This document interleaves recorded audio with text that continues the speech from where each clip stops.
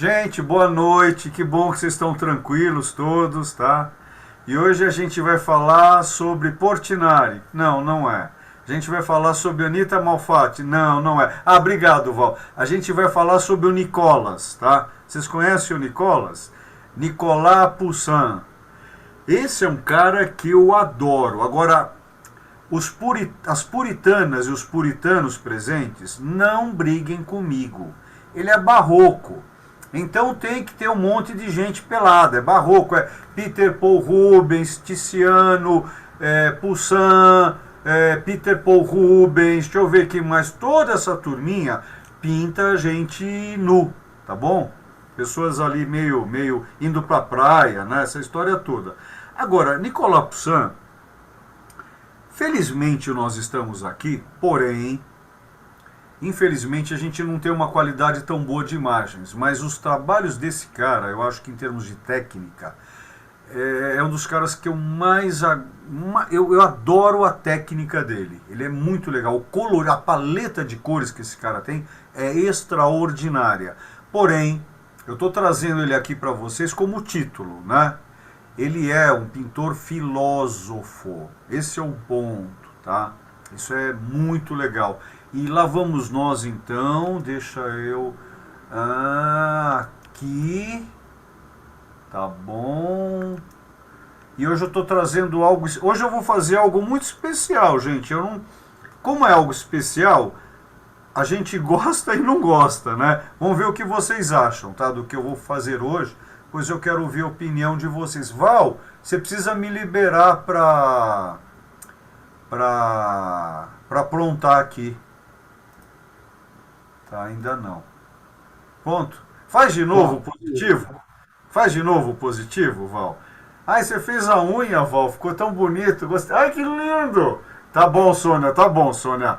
Eu me seguro. Pera aí. Aqui, ó. Aqui. Pera aí. Ah, ele não aumenta assim. Como eu sou bobo, né? Vocês viram como... Deixa eu ver aqui. Eu preciso aumentar ele primeiro. Pera aí. Por que às vezes funciona, às vezes não, né? Depende da... Opa, pera aí. Já volto, já tô chegando, gente. Aqui, ó. E, Sônia? Ficou figurona? Legal? Legal, tá bom. Aí, Val, bacana. Essa é... Olha que legal o S dele, olha a assinatura dele. N, Nicolas Poussin. O S dele vai até lá embaixo, gente. Tá bom, né? Acho que ele é francês. Francês, porém, morou mais de 30 anos em Roma. Viu, Sacha? O italiano dele era ótimo. Então vamos entrar para a vidinha desse cara. Eu trouxe aqui, vejam esse desenho dele. Dá para perceber que é uma serpente? Sobre cartão. Olha só, é um desenho de uma serpente. Olha ali como ele lida, né? Bem barroco, né? Olha os movimentos sinuosos. Olha como ele lida com o chiaro escuro, o esfumato, a sombra, né? E esse círculo em volta. Por que uma serpente dentro de um círculo? Vocês já ouviram falar em Ouroboros? A serpente mordendo a própria cauda? Aí, Val. É um símbolo de ocultismo, é um símbolo de magia, tá? Mas já já a gente entra nesse assunto. Vamos em frente. Esse é o bonitão. Eu gosto de como ele apara o bigode, né? Ficou bacana, não ficou o bigodinho dele aparado? Olha lá, olha só. Foi legal, Val? Tá. Esse é o Nicolas Poussin. Parece que uma pessoa tranquila, olhando para nós. Ele fez um autorretrato. Se você olhar bem, você vai perceber esse anel simbólico nele. Gente, tudo para ele é simbólico, tá? Vocês vão ver. Bem, ele nasceu em junho de 1594, em Le Anderly, tá? Morreu em 19 de novembro. Anderly é França, tá? 19 de novembro de 1665, viveu 71 anos, que é bastante tempo, né, para a época. Apesar que esses caras todos, esses grandes famosos, eles também são importantes porque na época deles, que não era normal viver tanto, eles viveram tanto. Então eles conseguiram produzir bastante. Tem isso também, viu? E, claro, viveu mais de 30 anos em Roma, tá? O sepultamento dele foi em San Lorenzo, em Lutina, tá? A cidadania francesa, a etnia francesa, ocupação pintor e artista gráfico, tá? Obras importantes, tá? Eu trouxe essas duas básicas aqui, mas tem um montão que eu trouxe para vocês também. Et in Arcadia ego. Pois é, o que quer dizer isso? Daqui a pouco a gente vê. E ele também fez o Four Seasons, né? Ele, não o restaurante, tá? Ele fez as 4 estações, mas que o Four Seasons é legal também, é caro, mas é legal. Movimento estético, classicismo. Vamos lá. Pois é, essa é uma primeira obra que ele pinta em 1627, que detém esse título, Et in Arcadia ego. Vamos lá, tá ela aqui, ó. Eu já vou chegar mais perto. Vocês estão vendo uma mulher, 3 homens, um deitado, e eles estão observando alguma coisa. Vocês estão vendo isso? Ok, obrigado, Sônia. Vamos chegar mais pertinho, olha só. Ali está escrito exatamente isso. Et in Arcadia ego, tá? O que quer dizer isso, né? A declinação ela não está correta no latim. O que, ele não sabia latim? Sim, sabia muito bem. Esse é o ponto. Às vezes, quando você vê uma escrita errada, dependendo de quem escreve, tem toda uma significação oculta. Isso que a gente tem que, às vezes, aprender. Mesmo uma pessoa que, de repente, vai falar para você, olha, tem problema que está vindo um assaltante. Eu acho que o mais legal é você ouvir que está vindo um assaltante, não que ele falou problema, né? Então você tem que saber tirar o melhor de uma palavra, de uma frase errada. E se uma pessoa como ele escreve com uma declinação de dativo, ablativo, né? Todas essas declinações latinas, que depois foram para o alemão também, né? Essas 6 declinações, que não é fácil, conforme for 7 declinações. Quando ele escreve isso, ele quer dizer, a morte também existe em Arcádia. Arcádia, o que é? Olha essa palavra. Não lembra arco? Não lembra arte? Não lembra arcanopati? Não lembra segredo, portanto? É uma cidade na Suméria. Arcádia, ou Arcadia, tá? Então ele está se reportando a um período sumérico. Pati, você ouviu que Arcádia dá origem a arcano, portanto a segredo, tá? Essa cidade suméria. Você ouviu, querida? Tá? Tá bom. Então, ele está trazendo isso por quê? Né? E aí, aqui, vejam que interessante, eu quero mostrar a vocês também a questão das imagens. Essa é a mesma que essa aqui, ó. Percebam a diferença de tons. É a internet. A internet tem essa desqualificação, mas ainda bem que nós estamos aqui. Agora, ele tem essa outra obra, que qual o nome dessa obra? O mesmo. Arcadia em Arcadia ego, tá? Que está escrito, vocês estão vendo o meu mouse? Dá para ver, Soninha, meu mouse? Ótimo, ó, obrigado, Val. Aqui está escrito, ó, estão apontando de novo, só que vocês percebam, é uma obra horizontal, aqui ela é vertical. Olha o traje dessa mulher, eles estão conversando, tá? Esse aqui está fitando, esse aqui estava sentado aqui. Deixa eu voltar lá, ó, tá vendo? Ela aqui está quase seminua, tá? Eles estão pegando, isso parece um jazigo. Pois bem, só que este aqui, ó, olhem a data aqui embaixo, 1627, para vocês guardarem, tá? Essa outra é de 10 anos depois, 1637, 38. óleo sobre telas, tá bom? As duas. Média 85 por 1,20 é padrão. Sempre a gente fala primeiro a altura, depois a largura, tá? E encontra-se no Louvre, tá? E aí? Bonito. Vocês gostam desse tipo de trabalho? É uma técnica interessante, é um trabalho figurativo, barroco, portanto século XVII. E o que acontecia nesse período, século XVII? É chamado período da ciência, onde você tem, para nós, Baruch Spinoza, você tem Renato Catezius, René Descartes, você tem Sir Isaac Newton, você tem Gottfried von Leibniz. O preparamento, gostaram da palavra preparamento? É que eu sou primo daquele cara que tem problema, tá? É o preparamento para o iluminismo francês. Esse foi um período que a ciência explodiu, gente. Nesse momento que existe uma separação entre química e alquimia, né? Tem todo um movimento aí. Por quê, né? Porque exatamente as religiões começam a se separar, né?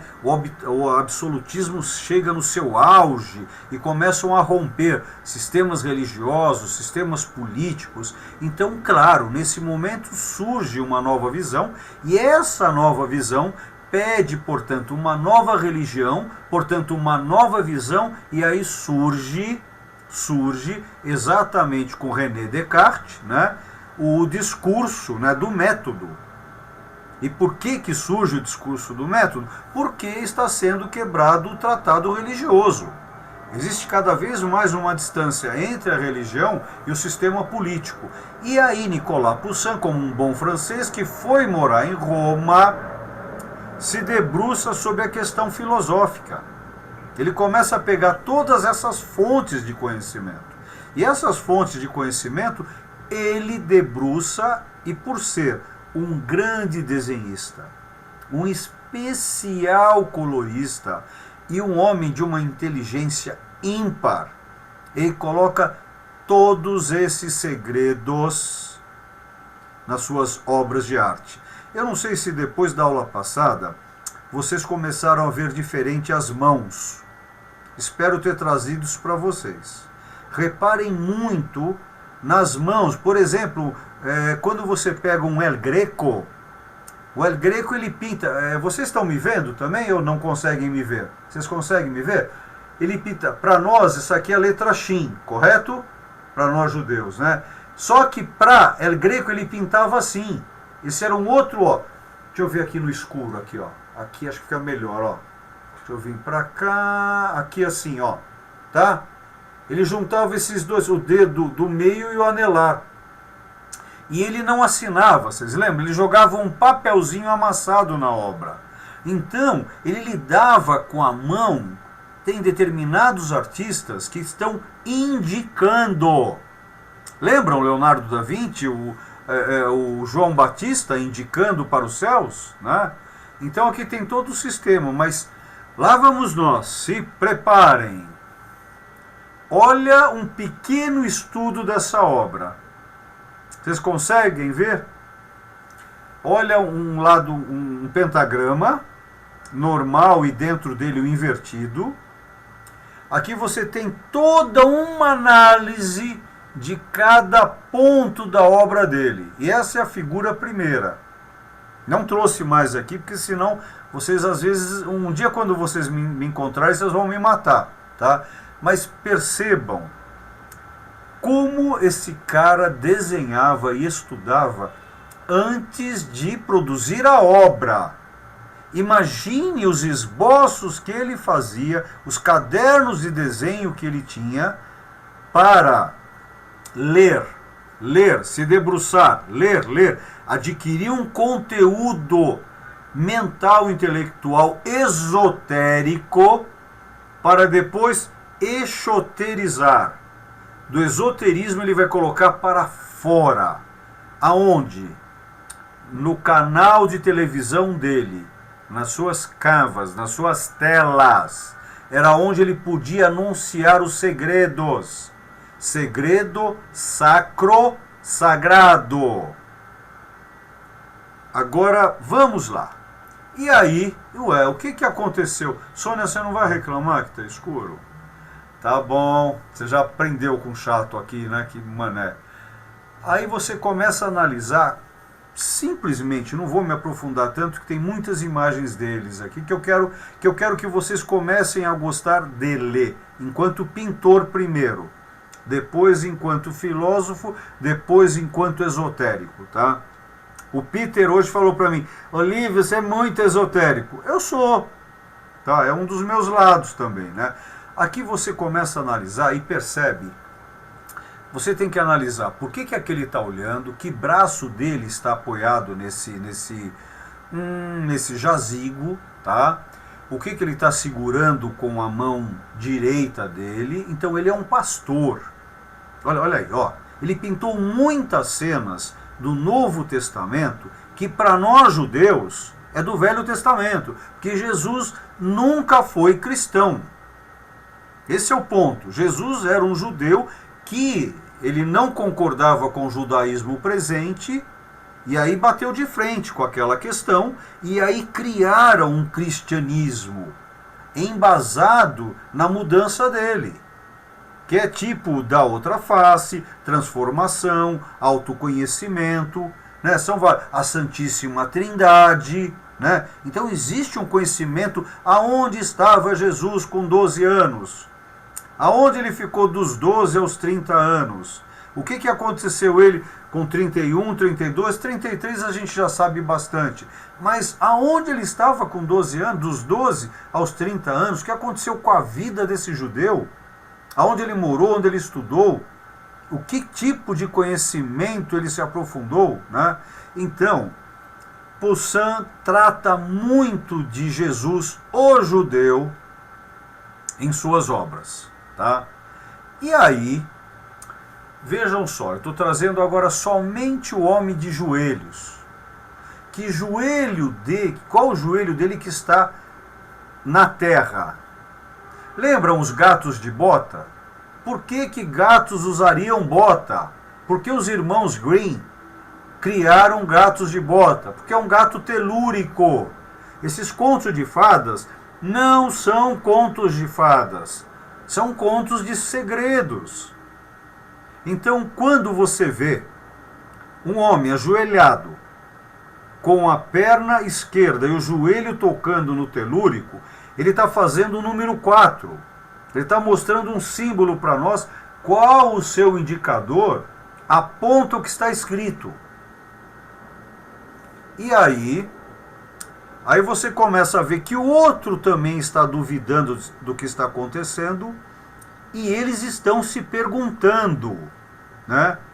E nesse momento a pergunta, ela apoia a mão, olha só, a mão direita sobre o ombro esquerdo e troca a mensagem. A pergunta é, por que a morte et in Arcadia ego? Por que a morte existe em Arcádia? Porque Arcádia, ou Arcadia, era tido como Pardes, como paraíso. Como lá a morte existe? O que quer dizer morte em latim? Mudança. Mudança. Simples assim, para os iniciados, tá? E aí, nesse momento eles estão estudando o que é isso. Ou seja, nós temos 4 pessoas, 3 homens e uma mulher, analisando uma frase esotérica, tentando compreender-se nessa frase, e óbvio, Nicolas Poussin pinta isso para chegar a nós, que somos iniciados profundamente nos últimos graus da Rosa Cruz, da maçonaria, da Otto, da Burschenschaft, e compreendemos profundamente o que querem dizer aqui. Tá bom, gente, tá bom que a gente compreende, mas a gente tenta ter um pouco de luz, tá? Então, quando trazem essa mensagem que chega até hoje, é importante nos deslocarmos e irmos até lá. E aí a gente começa a perceber que essa é a novidade, gente. Olha aí, se prepara, Sônia. Tem filminho! We're in the Louvre and we're looking at a Nicolas Poussin in Arcadia Ego. We have 4.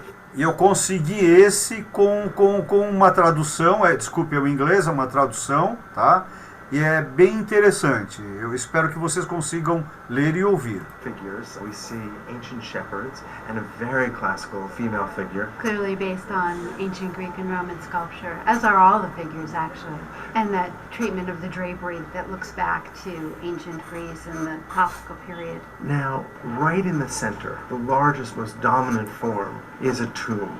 This huge, solid block of masonry. And a figure who's pointing at it and looks back at the female figure, almost alarmed at what they're reading. Assustado pelo que estão lendo. Pegou, Zilá? Olha que legal. Ambiguity. Is it possible that they're having difficulty reading? Do they not know this language? Or, you're right, are they disturbed by the message? I too am in Arcadia, meaning even death. Vocês viram a outra interpretação que ele deu? Eu também estou em Arcádia. Não chegou ainda na morte. Is in Arcadia. And the landscape has a setting sun. There's a strong shadow on. Olha para onde eles foram. O ocaso. O sol se pondo no fim de tarde, às 18 horas. High. The tomb cast by the kneeling figure, and there's a real sense of a poetic passage of time. A passagem do tempo. That issue of time is important. If you look at the tomb, it's not new. Although it's stone, it's been harmed over time. And so we get a sense that it is even more ancient than these ancient people. Mm-hmm. And this is a bridge back in time. You know, Poussin was so interested in the archaeology of the past. That's right. And resurrecting it through color, through form, through style, and through subject. And one gets a sense that in that looking back by Poussin to ancient Greek and Roman culture, he must have had a sense of longing for the past. And also a sense of the transience of human life and of what human beings make. And in a sense, the power of art to transcend time in this Transcender o tempo. way, both in terms of what's represented, this tomb as a kind of art, but then also, of course, this painting itself.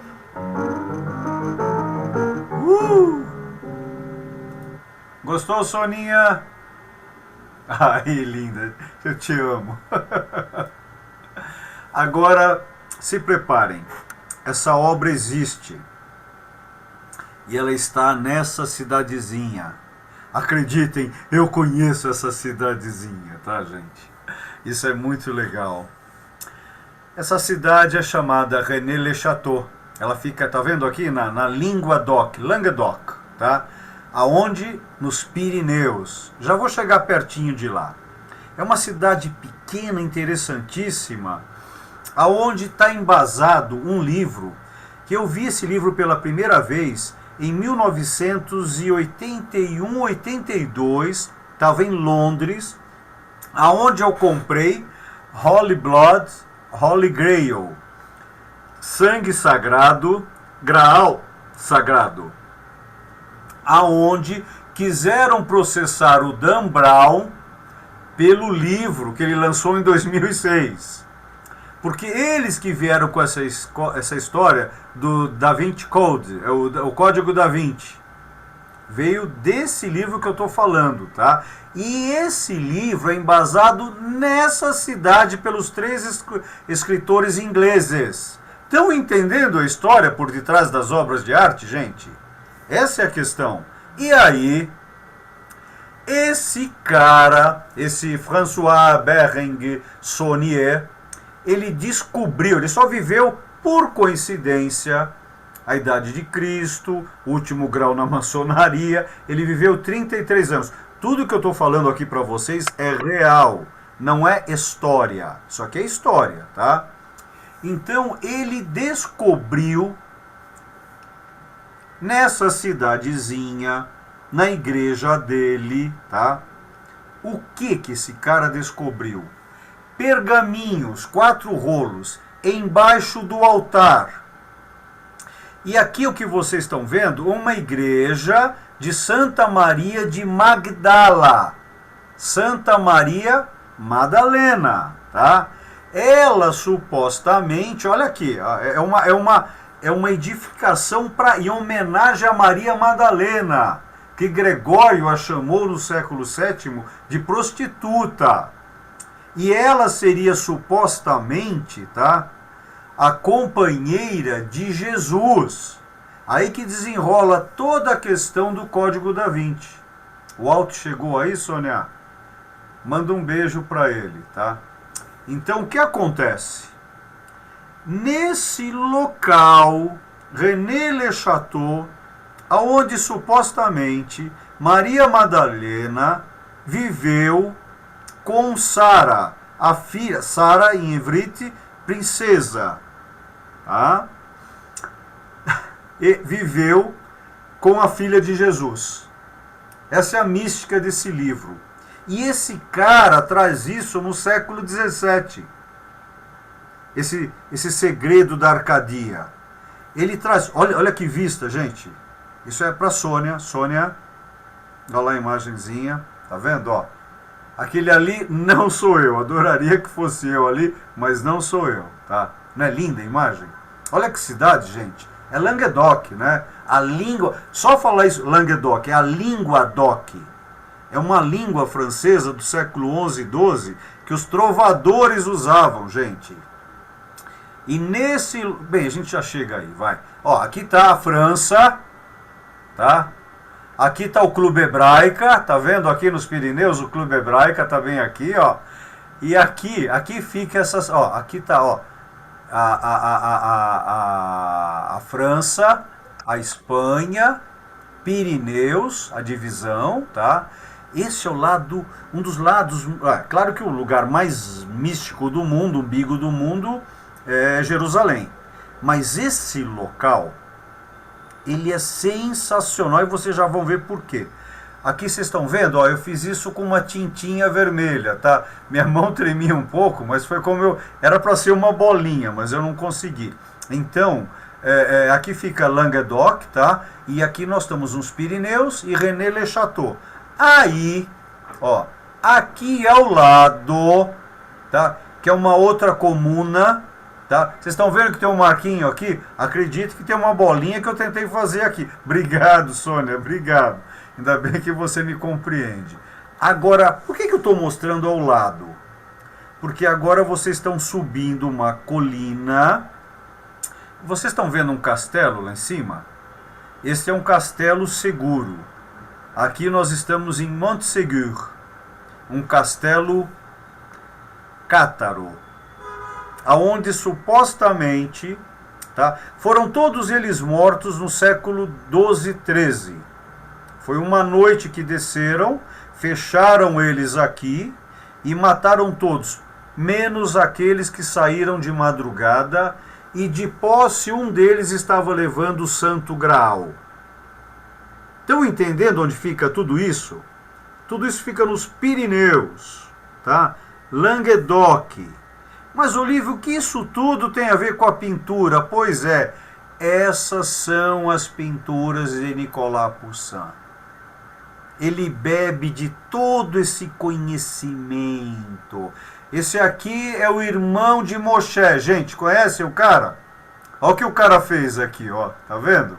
Então ele pinta todos esses simbolismos. Agora eu vou me aprofundar. Não. Agora eu não vou me aprofundar. Agora eu quero mostrar um monte. Eu trouxe essa obra, no caso, essa obra de oculta, aonde eu me debrucei sobre ela, para que vocês compreendam quem é esse artista. E caso vocês queiram se aprofundar, é uma pessoa que pede. E a técnica, a pintura dele é extraordinária. Eu acho ele um dos melhores pintores do mundo de todos os tempos. Ele é o color, aqui não dá para ver aqui, mas o colorido da obra dele é sensacional. Olha isso. Olha a quantidade de informações.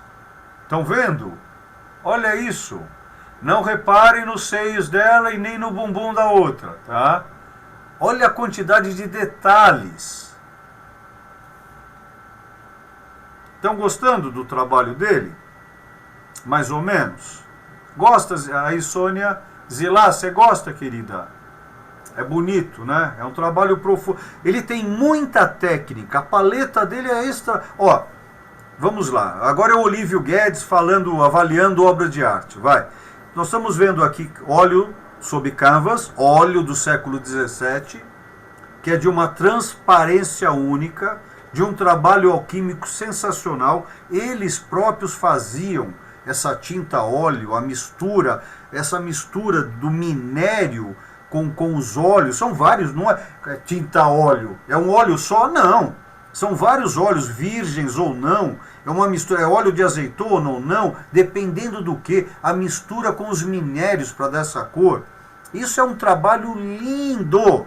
É um trabalho de alquimia, um trabalho de química. Fora isso, os desenhos. Claro que tudo isso é municiado por um estudo da imagética. Imagine o quanto esse homem estudou.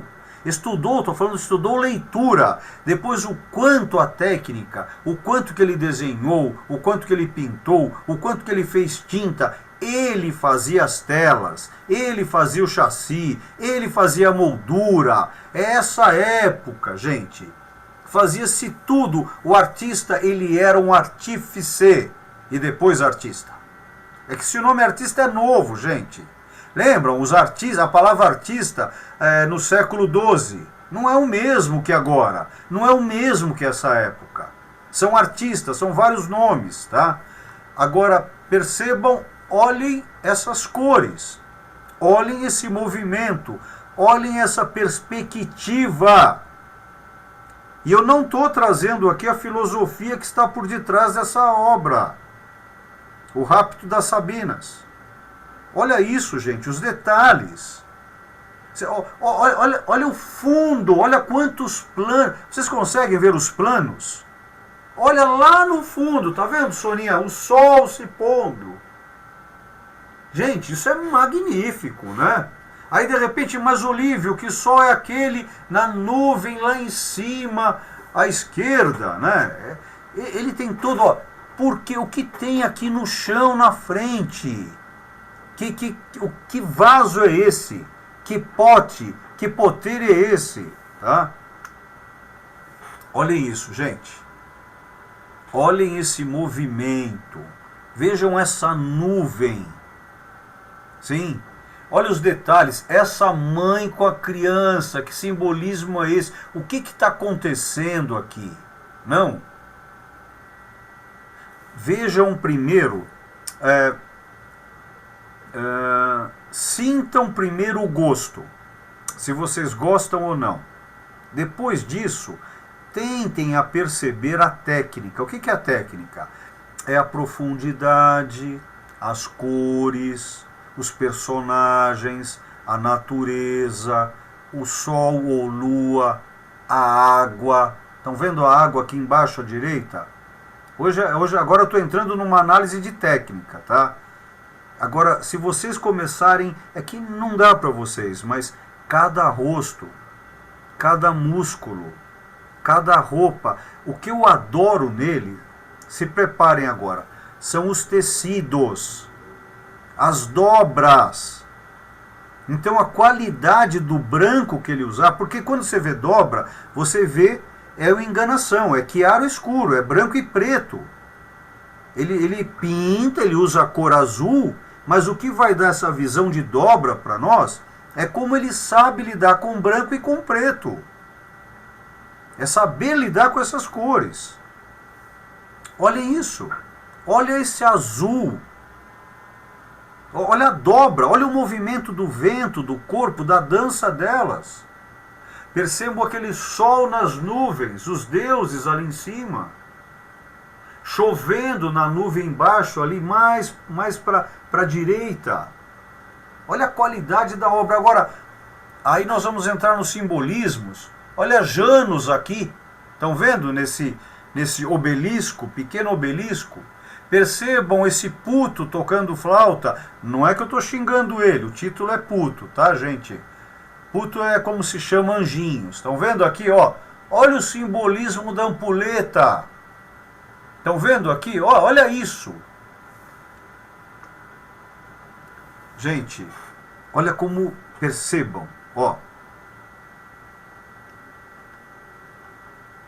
Olha que circunstância, aonde ele nos leva.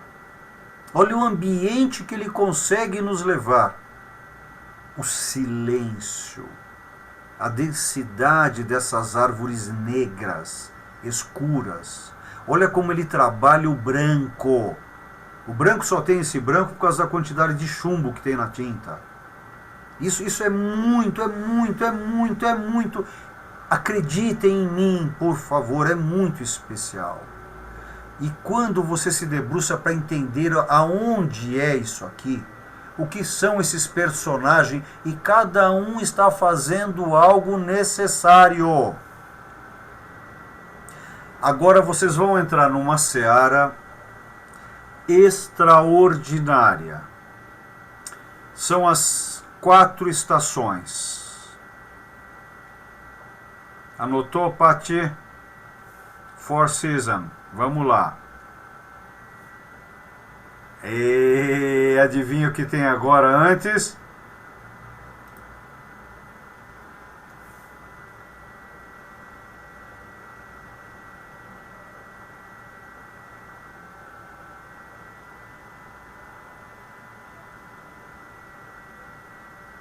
Palhetas. Distribuição Sinapse. Admirável tremor do tempo.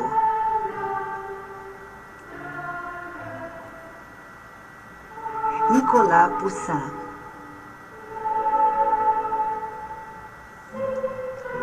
As 4 estações. A qualidade desse não é tão Museu boa. do Louvre, Paris.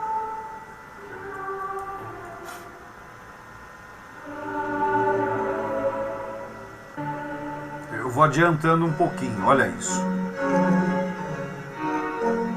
Uma montanha ao longe. Árvores de várias espécies de folhagem verde e farta. 2 rochedos na sombra, entre os quais surge um clarão de luz. Uma pequena queda d'água. Um lago onde nadam alguns pássaros. Pradarias floridas. Sobre uma nuvem, um personagem de cabelos brancos. Deus, Um Adão e Eva. homem e uma mulher debaixo de uma árvore. Eles estão nus. Ela está apontando para cima.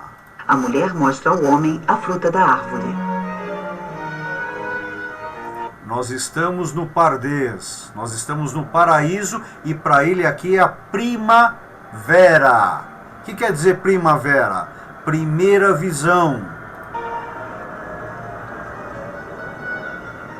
Uma cadeia de montanhas.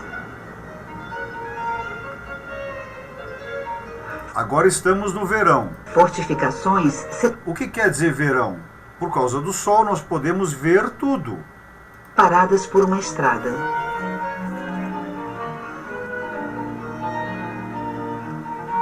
Um campo de trigo durante a colheita. Uma grande árvore em primeiro plano e outra árvore mais discreta à direita. Agora, por que ele colocou trigo? Lembram? O joio do trigo é um simbolismo maçônico dessa época, que tinha outro nome. De 5 cavalos, conduzidos por um homem com um chicote, pisoteia o trigo. Por que 5 cavalos? Os 5 sentidos. Sim? Um homem tocando gaita de fole. Outros cortam o trigo. Param a comida. É meio-dia. Ajoelhada. Eu vou adiantando. Uma montanha de picos escarpados. Era aqui era interessante essa parte. Uma montanha de picos escarpados. Vocês... não, deixa eu voltar aqui. Quase que eu peguei, ó. Estão vendo? Um homem com uma escada aqui. Isso é tudo simbólico. A escada de Jó. Olha Outra isso. cidade fortificada no alto de um penhasco.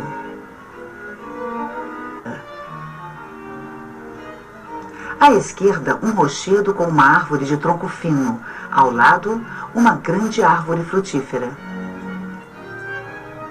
Uma mulher em cima de uma escada colhendo frutas. Tinha que ser uma mulher, lembram? A serpente, né? Dois personagens transportam um enorme cacho de uva preso em uma vara. Tá, eu vou sair daqui agora. Esse é o que nós estamos estudando. Sair do filminho agora, tá, gente? Olha o que nós estamos vendo aqui, ó. Deus observando Adão e Eva. Aqui tem uma queda d'água, lembra como mostrado lá os cisnes? Aqui nós temos a árvore do conhecimento. Então ele trata tudo isso nessas 4 obras. Portanto, ó, a outra que nós estamos vendo agora, vamos pular para mais uma. Olha isso aqui. Por que o vinho, né? Por que a escada? Por que essa cidade ou esse castelo ali? Tá? E aqui a última, que é o dilúvio, que ele trata como dilúvio e como inverno. Olha a riqueza de detalhes. É que se eu for me debruçar tanto, vocês vão me matar, né? Mas olha como ele lida com a paleta de cores. Vocês percebem que essa é uma tela sólida, densa. A qualidade das cores, a qualidade das formas e principalmente o conteúdo narrativo. Como esse homem tinha conhecimento, ele não era um copiste, ele realmente criava. Ele trazia para nós mensagens, simplesmente uma mensagem de gostar, mas num mergulho profundo, um conhecimento esotérico, né, das suas obras. Eu infelizmente, eu esqueci de colocar aqui, vocês podem brigar comigo quando me encontrarem, a Última Ceia dele, tá? Que é uma obra muito especial, aonde, lembram que a Última Ceia de Leonardo da Vinci, João Batista parece uma mulher, lembram falando para vocês? A Última Ceia dele, João Batista é o único que está debruçado sobre a mesa. Isso eu trarei para vocês, tá? É algo extraordinário, tá? Deixa eu ver aqui. Aqui eu dou por encerrado, senão vocês me matam, né? A gente tem o nosso... Vamos entrar na nossa discussão agora. Ó, o que eu tentei trazer aqui para vocês hoje com o Poussin é um artista que quem conhecia... Oi, Uva, tudo bem, querida? Não tinha te visto. Quem não conhecia Poussin aqui? Nossa, todos vocês já conheciam? Que bom, ótimo. Ah, o Nilson não conhecia. Nilson, só você... Ah, a Beth também não. Alguém mais? Ah, a Ilva também não. Tá bom, tá. A Paty, obrigado pela honestidade. Gente, o que acontece? Alguém tá nervoso? Aí alguém jogou alguma coisa no chão? Vamos parar de jogar coisa em mim aqui. Na próxima eu trago a última cena dele, tá bom? Como vocês são? Eu não falei Conceição, eu me lembro muito bem, não. Falei, tá bom. Tô falando demais hoje, né, Sônia? Tá bom. Então, Nicolas Poussin, eu tô achando ele importante para vocês, porque eu acho ele único em termos de paleta de cores, em questão de forma de arte. Só que, além disso, ele é um filósofo, ele se debruçou sobre o trabalho dele. Então, quando você vê que ele pintou uma maçãzinha, uma macieira, tem todo um simbolismo profundo ali na obra. Se você vê aquelas... Existe uma quantidade de obras onde ele trata de Jesus, e essa parte de Jesus, vocês precisam ver as vestimentas entre ele, entre a mãe Maria, entre Maria Madalena, entre Santana, e todo o entourage em volta, somente pelas cores. Então é uma pintura com técnica fabulosa, falando de figurativo, o barroco, século XVII, de um conhecimento técnico de lidar com as pinceladas, tá? É que esse período barroco, veja, a pincelada não é uma pincelada impressionista ou expressionista. É uma pincelada, por gentileza, olhem para mim, é uma pincelada assim, gente. Ela tem esse movimento, ó, esse movimento. Então tem toda uma técnica que não é en passant, d'accord? Não é en passant, certo, gente? Ele vai, são técnicas de um período aonde o conhecimento desse filósofo, pintor ou pintor-filósofo, traz para nós um conteúdo, e acreditem que existem, na minha opinião, pouquíssimos livros que tratam dessa visão dele. Eu só pude ter a facilidade, eu tive muita e tenho muita sorte na minha vida. Eu tenho amigos muito especiais. Tenho amigo até como um barbudão ali que já me deu uns livros que foram muito importantes, viu, doutor Sacha? Sabe?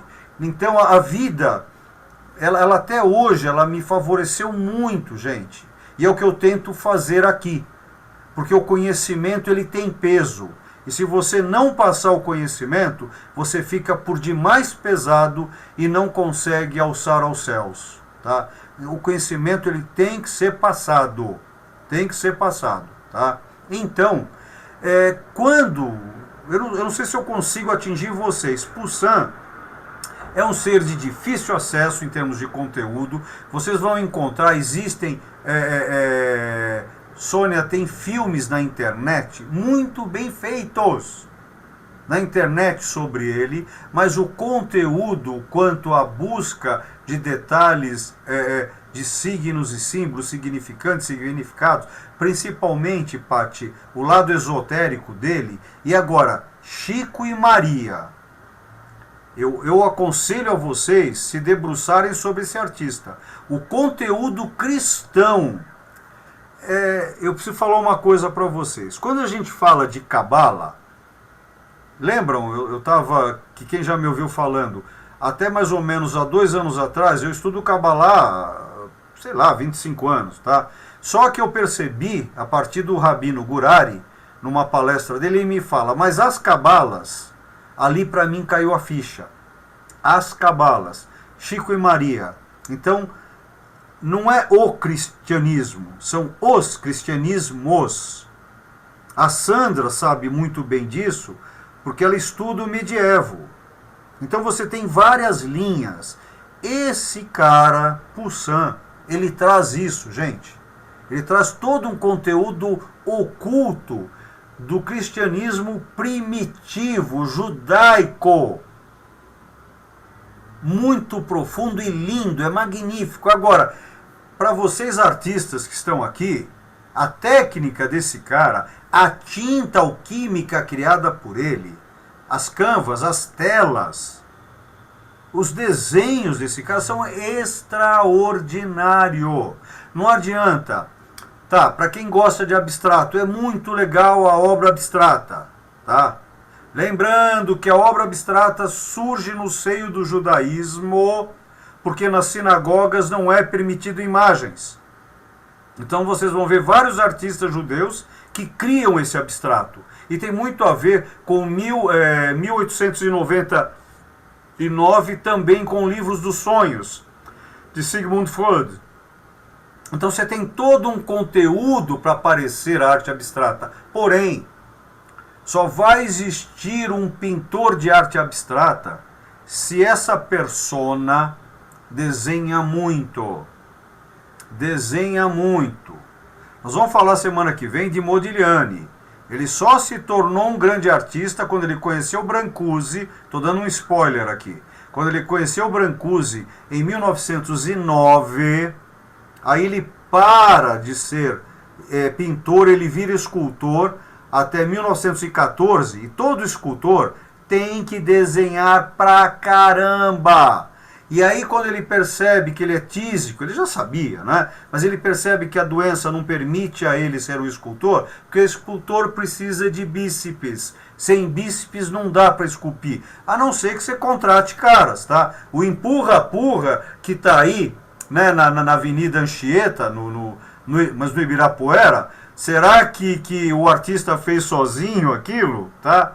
Claro que não, né, gente? Então tem toda uma questão. E nesse momento, tá, Amedeo Clemente Modigliani explode enquanto pintor. Então, você precisa entender que esses artistas grandes, abstraístas, eu nem sei se existe essa palavra, é um neologismo, vai. Esses abstraístas, tá, conseguem porque eles começaram a lidar com o ponto, e o que tem um monte de pontos? Tendo um monte de pontos, nós temos uma linha. E essa linha, quando ela vai criando um movimento, quando você sai de um desenho de um triângulo e vai para o desenho de um cubo, no bidimensional, aí a sua mente desenvolvendo exponencialmente. Agora, quando você bebe de um Poussin, você começa a se aperceber a viagem dele enquanto filósofo. Vocês vão encontrar dificuldades em encontrá-lo, mas faz parte. Faz parte. Né? Então tem que ir a fundo mesmo.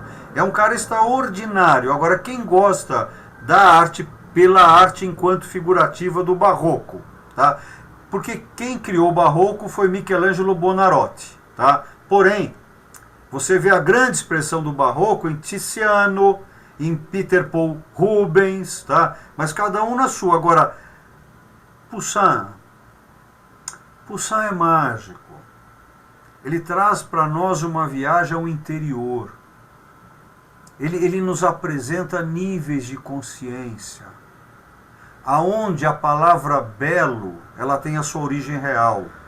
Belo vem de bélico, de bellum, que é poder vencer o tempo. Isso é o belo.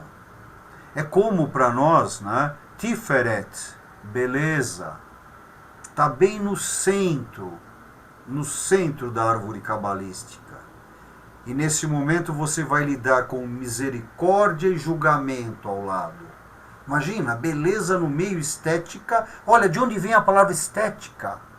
Estetoscópio, lembra? Quando vocês vão no médico, ele vai auscultar vocês e aí vocês pegam o estetoscópio. Para que serve o estetoscópio? Para ouvir dentro.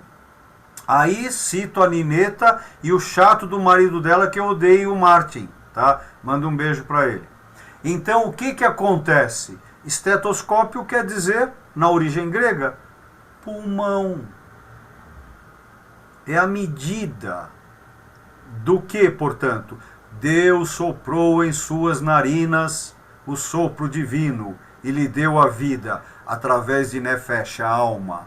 Então, o estetoscópio, olha que legal, a gente usa para ter baliza na decoração, mas quem usou essa palavra pela primeira vez em 1747, numa aula, esse alemão, tá? Baumgartner, ele chama de aula de estética, 1747, tá? Anotem, duvidem de mim, que eu posso estar enganado. Estou enganando vocês aqui com as datas, tá bom? Então, é legal sacar que esse cara cria uma disciplina no século XVIII chamada estética, que ela advém da emoção. Então, quando vocês vão ouvir, né, vocês vão ver o trabalho de Poussin, vocês vão perceber uma disciplina que ainda não existia. Mas a estética já, que é a emoção do pulmão. Ele bebe, ele traz tudo isso para nós. Tá bom, Sônia? Já são 9h30, gente. Tem perguntas? Viajei Posso muito. perguntar? Não pode perguntar Tô nada. curiosa. Ah, Deixa eu, assim, eu imagino, para ele pintar uma obra dessa, com essas árvores, com essas pessoas, ele desenhava tudo primeiro. Ele usava modelos, ele ia nos lugares ver, ou era da cabeça dele tudo isso? olha, pelo que eu compreendo de Poussin, ele era híbrido. Ele tinha, pelo que eu acompanhei nos cadernos que eu pude ver, tá? Porque você vai ver que tem certos desenhos, né? Eu me debrucei sobre esse cara. Claro. Tá? E me debrucei porque é um cara que eu sou apaixonado pelo trabalho dele. E quando eu me debrucei, eu reparo que certas obras, olha que legal, se ele pinta essa mão, ele usa essa mesma mão num outro trabalho invertida. Então ele refaz, ele reutiliza desenhos. Agora existe um estudo de um colega meu, tá, só sobre isso. Só que o filho da mãe não me passou todo mais, que é material nosso, é material de pesquisador acadêmico, não acadêmico, sabe? A gente pesquisa, a gente gosta. Então são coisas duvidosas, que a gente não tem certeza. E eu adoro também não ter certeza, que aí é o legal do espanto, né? Esse é o legal do espelho. Então ele usava várias técnicas, Martinha, tá? Ele usava modelos? Sim. Ele usava desenho? Sim. Ele pegava trabalhos de outros artistas? Sim. Ele era híbrido. Ele era híbrido. Mas é óbvio e ululante que tudo, a formação geral era da ideia dele. Como eu aqui, tudo que eu estou falando para vocês, tudo, desde quando vocês me conhecem, não me pertence. Não me pertence. Eu estudo, eu ouço, eu sou aqui um falante. Eu estou passando para vocês o conhecimento. Mas nada me pertence. Tá, mas Olívio, tem os textos... Sim, mas são compilações, gente. Sir Isaac Newton. Nós chegamos onde chegamos porque estamos apoiados em ombros de gigantes. É isso. Eu estou apoiado em ombros de encíclopes. Enciclopédias gigantes. Pessoas enormes. Por isso que eu não gosto do fácil. Porque o fácil é fácil. Marta, te respondi, minha queridinha? E quanto tempo mais ou menos leva uma obra dessa? Isso você tem noção para ele fazer uma obra olha que legal, olha que legal. Cada uma tinha o seu tempo, pelo que o pessoal analisou. Por exemplo, a obra que parece bem mais fácil, né, La Gioconda, ele nunca terminou, Leonardo da Vinci. Nunca terminou. Por isso que ela sempre andou com ele. Tá? E quem dava passagem para ele da Itália para a França era o Sacha. Ele que dava, ele ligava e falava, olha, estou mandando aí o password para ele lá. Não era, Sacha? Fala a verdade agora. Pode falar que era, olha, viu? Então o tempo é difícil, é que cada obra, eles não tinham... Marta, claro que eles sobreviviam disso, tinha encomenda, começo, meio e fim, né? Mas esses caras, era uma vida romântica, né? Eles tinham um tempo deles, né? Um tempo próprio. E lembra, esse período, o relógio de pulso era uma ampulheta, né? O relógio mesmo só vai ter... O relógio de pulso só vai ser criado para o nosso grande aviador, né? No começo do século passado. Esse nosso querido aviador, Saint-Dumont, ele precisava de um relógio de pulso para pilotar o seu avião. Então um amigo dele, que era dono de uma fábrica de relógio, fez o primeiro relógio de pulso para ele. Tá? Cartier, exatamente. Merci beaucoup, Sandra. Tá? E agora, o primeiro relógio que você tem como marco mesmo é no século XVIII que começam. Até então usava-se o gnomo, né? Relógio de sol, que é muito interessante, tá? Mas a ampulheta foi muito usada. Certo, senhora Marta? O que você quer, Zila? O que você quer? Eu tenho uma dúvida. Poxa, que humilde! Veja bem, quando você mostrou aquela obra de arte, que ela está dentro de um pentágono e que ela tem toda uma estrutura geométrica ali. Você gostou, né? Você gostou. Eu me pergunto, Olívio, não existe uma intuição do artista quando ele faz? Eu acho que ele não está tão preso a tanta geometria assim. Existe uma intuição dele, que ele coloca na obra.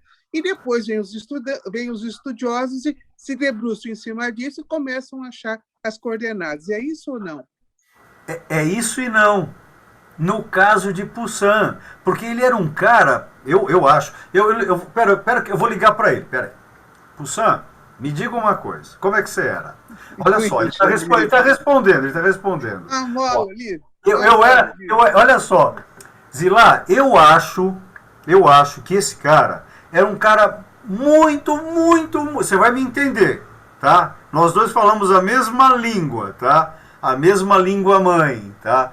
Ele era um cara muito intuitivo, porém, ele tinha que passar, esses caras, Leonardo, Michelangelo, ele. Poxa, um dia eu vou pegar, a gente vai montar um outro curso, só dos lados desses pintores ocultistas, que é muito legal, é muito profundo.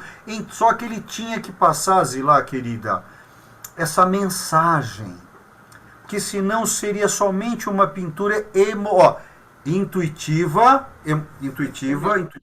emocional. Então, Vontade, desejo. Desejo tá aqui, Desejo aqui, vontade tá aqui. Né? Então ele tinha a intuição.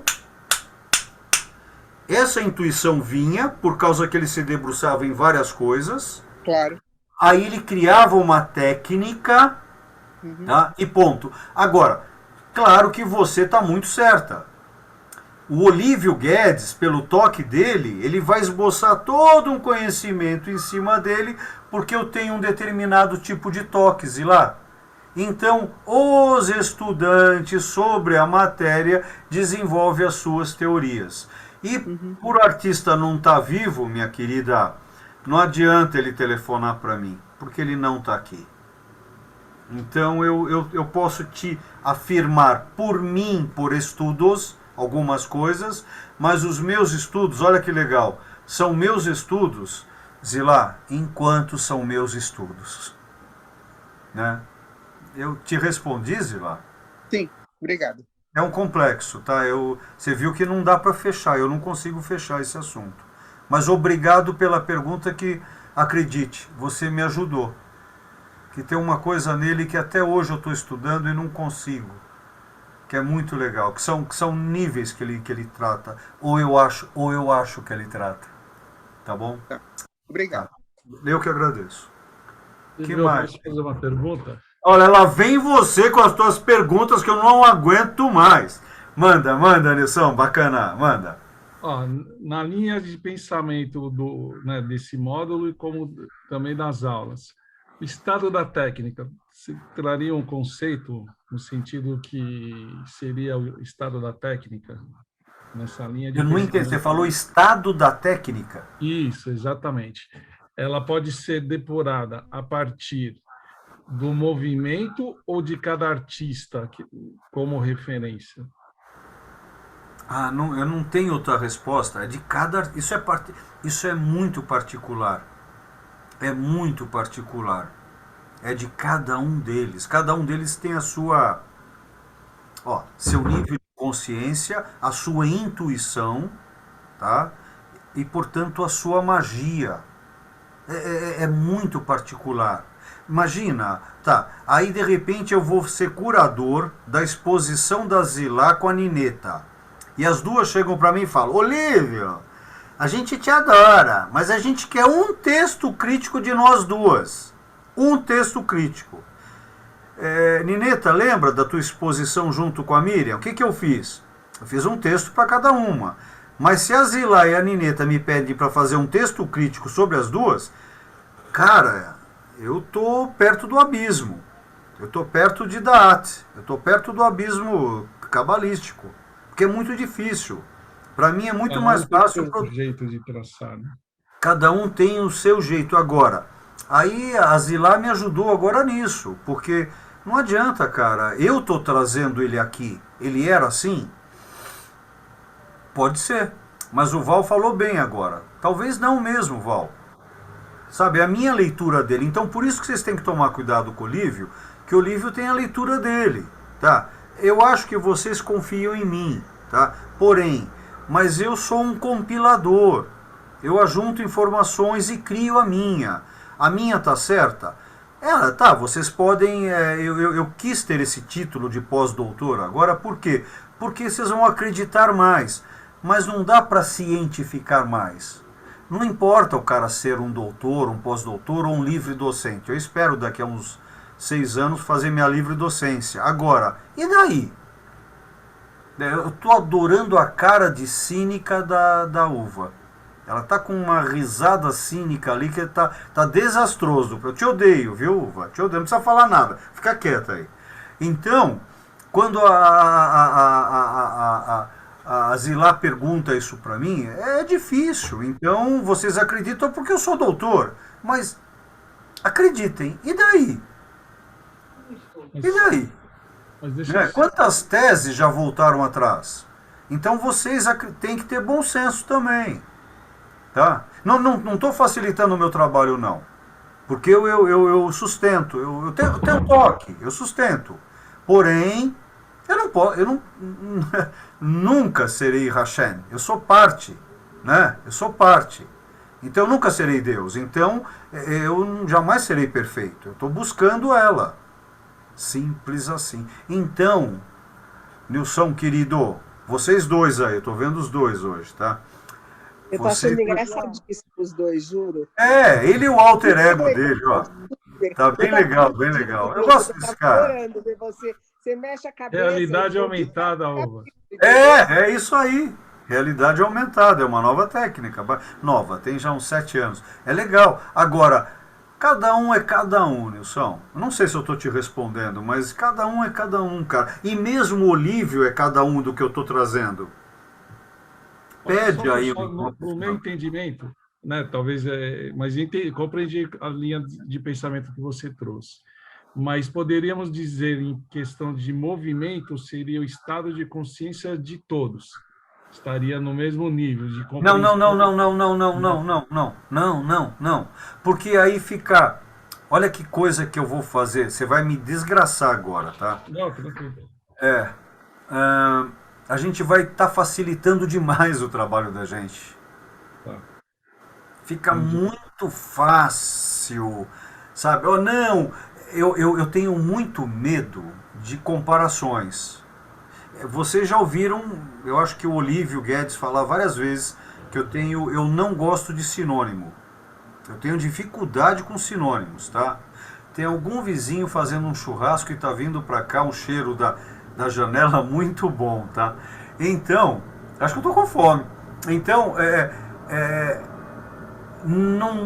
olha, acreditem, se dá para dificultar, dificultem, não facilitem nessa linha de estudo. Agora, no dia a dia da sociedade, vale mais a facilidade, tá? Porque é sistema social é mecânico. Então, outra história, tá? Um dia a gente vai entrar em política, isso é muito legal. Eu dei uma aula uma vez, foram 2 horas, só sobre bem, tá bom. A ideia de polis, né? Por que a palavra polis, quanto cidade, surgiu política e polícia, né? Então precisamos tomar cuidado por causa desse caminho do grego aí, né? Polis, polícia e política. É a mesma raiz e são coisas tão distintas, né? Nilson, tá bom, cara. Oi. Escreveu. Eu não quero nada dela porque ela tá de bob.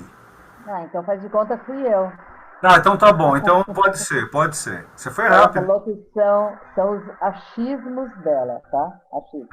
Tá bom. Ela disse 3 achismos. Ela diz que existe um estudo de proporção estética, que a intuição faz parte de tudo e que cada um tem a sua caligrafia. Opa, gostei. Cada um tem a sua caligrafia ou calcografia, Nineta. Cali ou calco? Bela ou feia? Não. É que eu estou falando em grego para Nineta. Tá Não, é para Nelly, é claro a resposta. Eu concordo com cada um tem a sua caligrafia. E aí que você vê se o Marchand é bom ou não, quando ele reconhece uma obra sem ver a assinatura. Porque cada pincelada é a assinatura do artista. Certo, meu caro amigo Charles Towell? Não é porque o Charles ele manipula a obra que ele não tem assinatura. Essa é a assinatura do Charles. A manipulação da matéria. E aí ele tem o tempo dele, a musicalidade dele, para fazer as tintas caminharem. Correto, meu queridão? É isso. Essa é a assinatura dele. Então pegue a obra da Nineta. Zilá. Então você vai ver, cada uma delas, não adianta. Tem a sua própria assinatura, porque elas estão todos esses 3 que eu citei aqui, né? E Leila, a tua obra eu não conheço tanto, mas já vi. Vocês todos estão adultos. Então vocês já têm assinatura. Já têm assinatura. Lembram de onde vem a palavra assinatura, gente? Assinatura, assignatura, assigno, signo. Portanto, é o signo de cada um de vocês. Tá? Obrigado, Nelly. Bob, chata, te odeio. Que mais, gente? Tá bom? Eu vou bater na porta do vizinho lá de baixo, ó. Fechou? Tá bom? Uma pergunta super importante. Você vai primeiro no churrasco ou na pizza na casa do Charles? Ah, eu prefiro ir na pizza. Então tá bom. Adoraria dar essa saída agora na casinha do Charles. Imagina, todos nós, depois dessa aula, todos nós juntos num lugar. Imagina isso, comendo e bebendo juntos, depois dessa aula. Olha, imagina o que daria de papo. Ainda vamos chegar lá. Vamos chegar. Aí eu vou abraçar todo mundo, vou beijar todo mundo, porque eu não estou carente, eu sou carente. Então é assim, eu sou assim, Marta, é o meu jeito. Tá bom então, gente? Semana que vem, o artista que eu acho que eu mais me debrucei na vida, tá?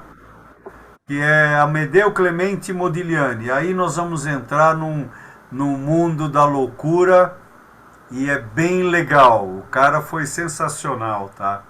Aos meus olhos. Tá? Um beijo, um beijo. Beijo.